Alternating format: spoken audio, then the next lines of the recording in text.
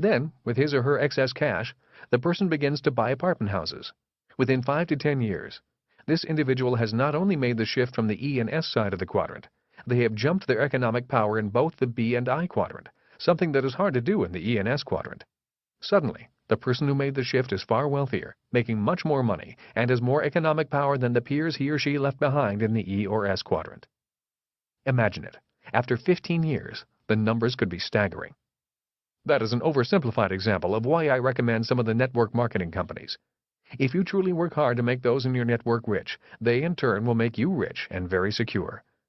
In my mind, a network marketing business is far more secure than the stock market because you are counting on people you have grown to love and trust, and all of you are harnessing the power of Metcalfe's law, the law that measures the power of networks.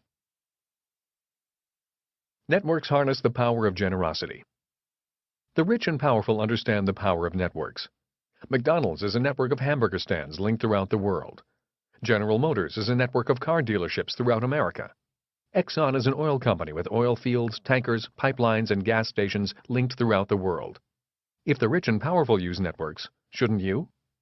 Safeway is a chain of food stores that distributes food throughout the country.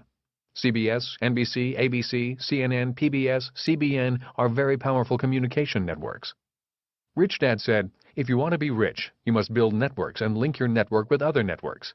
The reason it's easy to become rich through networks is because it's easy to be generous through networks. Networks are people, businesses, or organizations that you are generous with because you support them and they support you. Networks are powerful forms of leverage. If you want to be rich, build a network and network with other networks. Our business plan for RichDad.com is based on networking. Today we network with AOL, Time Warner, Time Life, PBS, publishers in 40 different countries, many church organizations, and several network marketing companies. We work together to make each other stronger and more viable, as well as wealthier. There is a give and take, a sharing of strengths and minimizing of weaknesses that make us all stronger.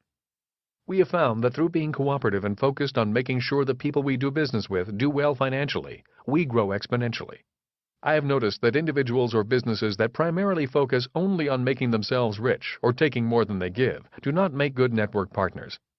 I have noticed that people who want only to take and are only concerned about themselves often have to work harder and earn less in the long run.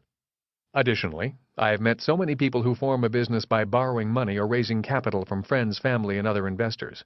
They immediately rent a big office, buy a fancy car, and pay themselves huge salaries from investors' capital rather than from income from the business.